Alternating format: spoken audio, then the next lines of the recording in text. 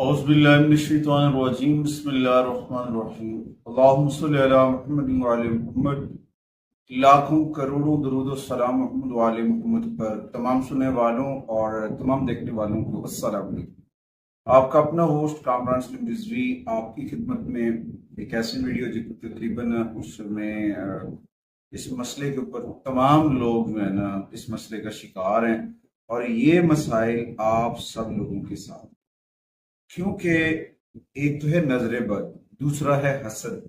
ये दो चीजें ऐसी हैं मुआशरे के अंदर जो दोनों में ना इस लोग समझते हैं कि एक ही चीज है, मगर इन दोनों में एक वाज़ेह फर्क है। हसद एक अलग चीज है और नजर बद एक अलग चीज है, मगर इनका नुकसान और असरात हर सूरत में हर एक इंसान के ऊपर पड़ते हैं और इंसान को उसकी जिंदगी को जो है ना वो मुतासिर करते हैं।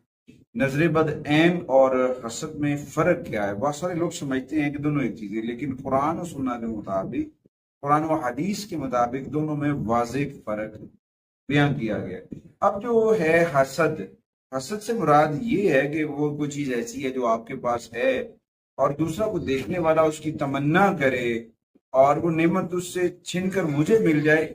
ये जरूरी नहीं कि हसद करने वाला खुद उस नेमत को देखे और उसके पास वो देखे बगैर हसद कर सकता है। तो इसमें ये एक बहुत अहम चीज है। हसद एक खबासत है, बुरी सिफ्त है जो मोमिन और गैर मोमिन दोनों में पाई जा सकती है। अल्लाह ताला ने कुरान करीम में भी इसका जिक्र किया और इस दौरान जो है सूरह फलक के अंदर जो है ना अल्लाह ताला ने वाज़ेह तौर पर फरमाया कि मैं हसद करने वाले के शर से पनाह मांगता हूँ जब वो हसद करे। यानी कि कुरान करीम की आयतें भी इस चीज के ऊपर हमें वाज़ेह निशानी दे रही हैं। और उसके बाद नजर बद ऐन जो है, नजर बद ऐन वो हकीकत जिसमें किसी भी किस्म की जबान की नेमत की ख्वाहिश नहीं होती। बाद औक़ात एक ना नेक और साले शख्स भी नजर बद लगा सकता है और ऐसे शख्स को ऐन कहा जाता है, ना कि हासिल। नजर बद का सबब आम तौर पर किसी चीज को ताज्जुब से देखना है, पसंदीदगी से होता है। ये जरूरी नहीं कि इंसानों को ही नजर बद लगे, बल्कि जानवरों, दरख्तों, मकानों और हत्ता के खुद अपने आप को भी नजर बद लग सकती है। तो नबी करीम ने फरमाया कि जब आप को यानी कि नजर बद लगे तो उसे दम करवाया करें। और उसके मुतालिक बहुत सारी चीजें हैं कि आप जो है वो कौन सी सूरह मुबारक पढ़ सकते हैं, किस तरह से कर सकते हैं, आगे वीडियो में मैं ये भी बताऊं। और इसके मुतालिक मेरे नबी का फरमान भी है और सही बुखारी शरीफ के अंदर भी है, मसनद अहमद के अंदर भी है। और ये सारी चीजें बड़ी वाज़ेह हैं, मगर हमने इन चीजों के ऊपर कभी गौर नहीं किया। हम अक्सर औकात कहते हैं जी नजर बद जो है, जिसको नजर बद लग गई है तो उसमें बहुत बुरे असरात हैं, बहुत बार सारे यानी कि बहुत सारी चीजें चेंज होती रहती हैं। और इस तरह ये भी हो सकता है कि आप बहुत ज्यादा डिस्टर्ब हो रहे हैं, इसके असरात इतने डिस्टर्ब हैं कि आप डिस्टर्ब हो सकते हैं। सबसे पहले जिस्मानी तौर पर अगर देखा जाए तो नजर बद के जो असरात होंगे उसमें आपकी बॉडी के ऊपर सुर्ख रंग के धब्बे पड़ सकते हैं। मुसलसल खारिश का होना जो किसी दुआ से ठीक ना हो वो भी नजर बद से हो सकता है। और उसके बाद नामालूम बीमारियों का शिकार हो, ये भी, जिसमें जोड़ों का दर्द है, कमर का दर्द है, कंधों का सुन्न होना है, जबकि मेडिकल रिपोर्ट्स में कुछ नहीं आ रहा है, तो ये भी इसमें शामिल है।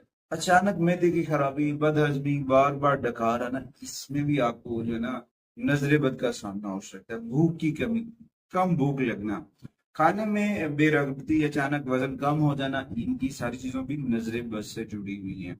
सीने में घुटन, बेचैनी, खास वजह के बगैर दिल का घबराना, सीने में बोझ हो जाना और अपनी धड़कन को तेज फील करना, ये भी नजर बद की निशानी है। मुस्तकिल आपके सर में अगर दर्द रह रहा है तो आप भी नजर बद का शिकार है।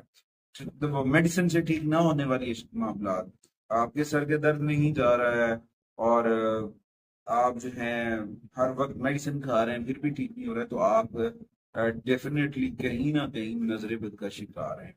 और गैर मामूली आहें भरना, आंसू में रहना, बकाब में रहना, ये भी एक तरह की नजर बद है। तो इस दौरान खास तौर पर आप नमाज पढ़ रहे हैं तो भी जमाइयाँ आ रही हैं, कुरान करीम की तिलावत कर रहे हैं تو وہاں پہ بھی آپ کو غیر ضروری جمائیاں جو آ رہی ہیں تو وہ جو ہے نا نظر بد کا شکار ہے۔ نیند کی خرابی، اگر آپ کو نیند کے ایشوز آ رہے ہیں، نیند کے پرابلمز آ رہے ہیں، تو وہ بھی کہیں نہ کہیں جو ہے وہ نظر بد سے جڑا ہوا ہے۔ تنہائی، دوستوں اور رشتہ داروں سے جو ہے ملنے میں دلچسپی نہ لینا، یہ بھی جو ہے آپ کے لیے نظر بد کے ایشوز سے کہیں نہ کہیں جڑا ہوا ہے۔ اچانک غصہ، نفسیاتی مسائل، بہت زیادہ ہائپر ہو جانا، بلا وجہ خوف محسوس ہونا، بے جا فکر کرنا یا کسی وجہ سے بلا وجہ جھگڑنا، یہ بھی نظر بد کا ایک حصہ ہے۔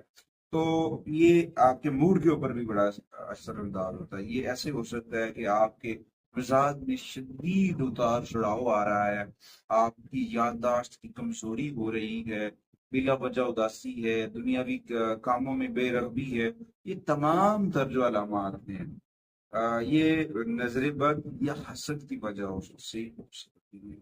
یہ جو 10 قسم کے میں نے آپ کو ہنٹس دیے ہیں، مین یہ وہ چیزیں ہیں جو کہیں نہ کہیں نظر بد اور حسد کی وجہ سے آپ کے اوپر لگی ہوئی ہے۔ تو کوشش کریں اپنے رابطے کو اپنے رب سے جوڑنے کی، ذکر محمد وآل محمد کے چراغ کو من میں روشن کرنے کی۔